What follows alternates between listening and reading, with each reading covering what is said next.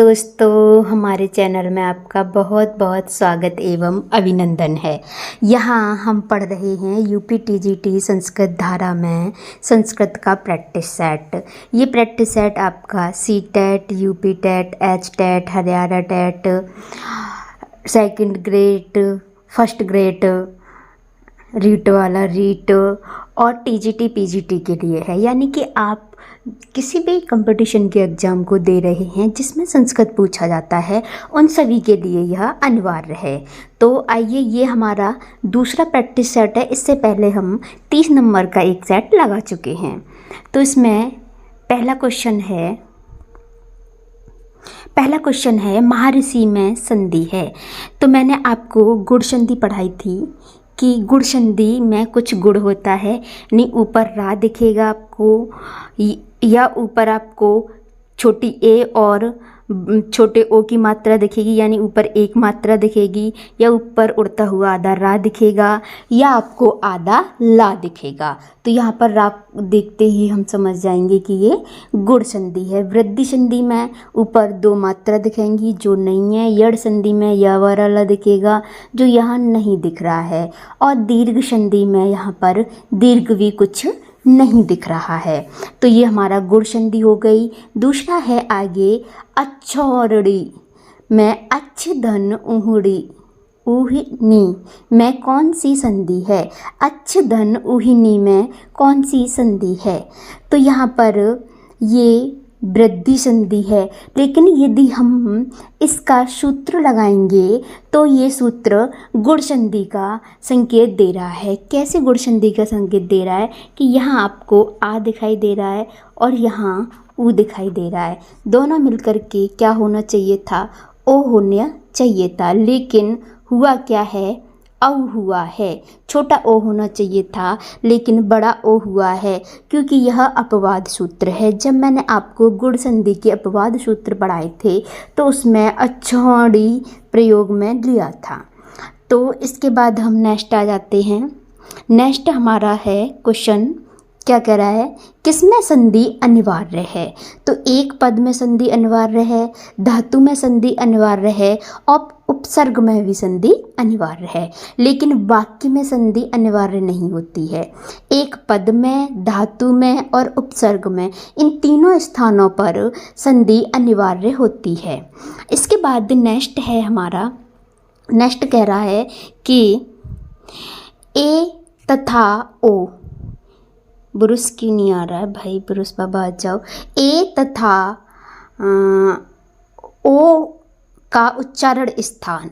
तो ये ए और ओ, इचु यसा नाम तालु, ये कंठ और तालु से बोले जाने वाले दोनों वर्ड हैं।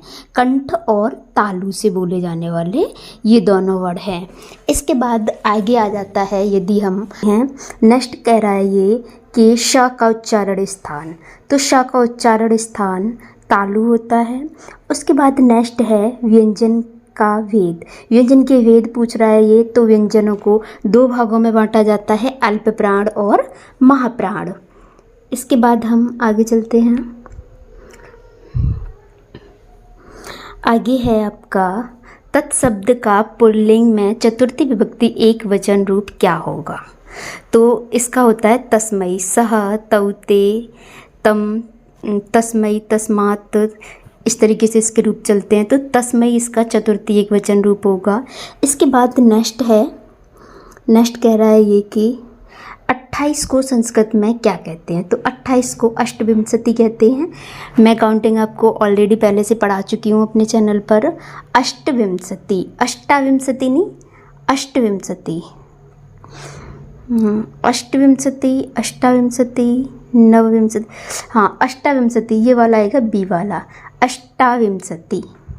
इसके बाद नेक्स्ट है अष्टादश संख्या क्या है? अष्टादश यानी 8 और 10, 18, 18 को अष्टादश कहते हैं। सुकनास ने किसे उपदेश दिया था?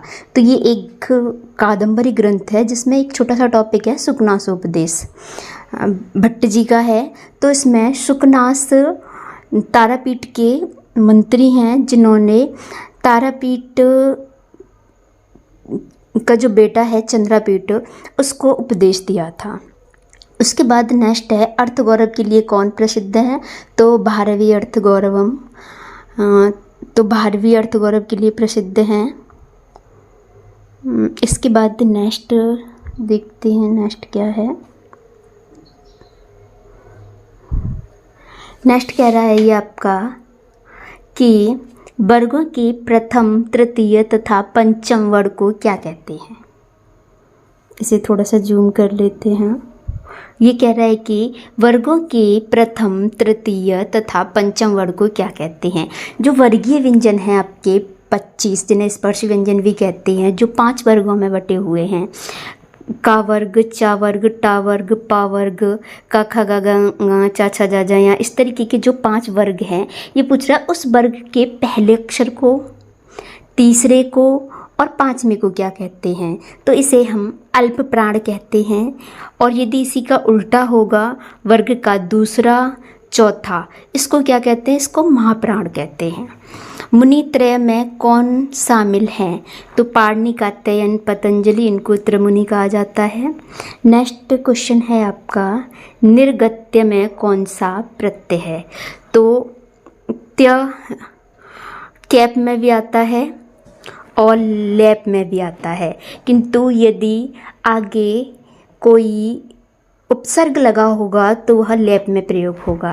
कैप के लिए कुछ निश्चित हैं 5, जिसमें शिष्य है, ईस, मुझे याद नहीं आ रहा, कुछ 5-6 धातु हैं ऐसी जो कैप में प्रयोग होती हैं। और कत्व, त्वा में तो त्वा साफ दिखाई देता है, ये कत इसमें है नहीं, तो लैप प्रत्यय है इसमें। इसके बाद नेक्स्ट है पश्यन में कौन सा प्रत्यय है, तो पश्यन में आपका सत्री प्रत्यय है। प्रत्यय भी मैं पढ़ा चुकी हूँ, इसके अलावा अगर ऐसी कोई नीड होगी तो मैं और भी पढ़ा दूँगी।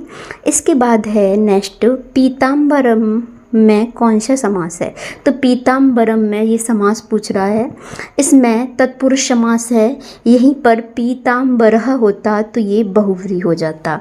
यदि माँ की जगह विसर्ग लगा होता तो ये बहुव्रीहि होता, और इस यदि माँ लगा हुआ है तो ये यहाँ पर तत्पुरुष समास है। इसके बाद नेक्स्ट है भूतपूर्व में कौन सा समास है, तो भूतपूर्व में केवल समास है। इसके बाद आगे है महेश्वर सूत्र को अन्य किन नामों से जाना जाता है। महेश्वर सूत्र के नाम पूछ रहा है ये, तो महेश्वर सूत्र को प्रत्याहार भी कहते हैं, अक्षर सामान्यमानः भी कहते हैं, शिव सूत्र भी कहते हैं, ये सभी इसके नाम हैं। इसके बाद आगे है कर्तरी कर्मणयोः कृति किस विभक्ति का सूत्र है। कर्तरी कर्मणयोः कृति षष्ठी विभक्ति का सूत्र है ये। इसके बाद मातुः स्मृति में किस सूत्र का प्रयोग हुआ है, मातु स्मृति। मातु स्मृति में कौन से सूत्र का प्रयोग हुआ है, तो इसमें ए होगा अधिगर्थय ये साम कर्मणि, इसका प्रयोग हुआ है। इसके बाद तृतीयार्थे किस विभक्ति का सूत्र है, तो ये द्वितीय विभक्ति का सूत्र है तृतीयार्थे। अवितः परितः समया निकषाः प्रतियोगे का ये एक वार्तिक है, इसमें कौन सी विभक्ति प्रयोग होती है, तो इसमें द्वितीय विभक्ति प्रयोग होती है, अवितः परितः समया निकषाः प्रतियोगे। इसके बाद वायु का पर्यायवाची हम सबको पता ही होता है, वायु माने पवन। बहु में कौन सा लकार है, तो इसमें आपका लिट लकार है। नेक्स्ट लिट लकार यानी बी में जाएगा। नेक्स्ट आपका ये कह रहा है कि गम धातु का मध्यम पुरुष एक वचन का लट लकार में है, मतलब गम धातु है, मध्यम पुरुष है और एक वचन है और लट लकार है, तो गच्छसी आएगा मध्यम पुरुष एक वचन। एक वचन में गच्छसी गच्छथा गच्छत ये प्रयोग होता है। जैसे यदि इसके पूरे बोले जाएं तो गच्छति गच्छता गच्छन्ति, गच्छसी गच्छथा गच्छत, गच्छामि गच्छावः गच्छामः, इस तरीके से प्रयोग होता है। तो यहाँ पर हमने ये कुछ 28 की श्रृंखला देखी, 28 क्वेश्चंस की। तो इसी के साथ मैं अपनी वाणी को विराम देना चाहूँगी और आगे की क्लास हम इसी के साथ पढ़ेंगे। नमस्कारः, धन्यवादः।